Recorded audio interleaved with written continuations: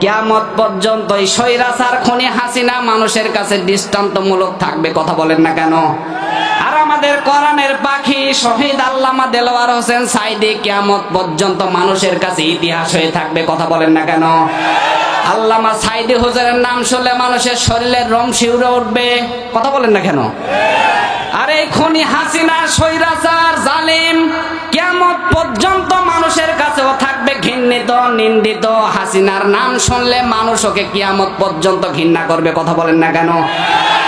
এমন জীবন আমাদের আল্লামা গড়িয়ে গিয়েছেন, কিয়ামত পর্যন্ত আমাদের সাঈদী হুজুরের নাম শুনবে আর মানুষ অঝরে কান্না করবে। কথা বলেন না কেন?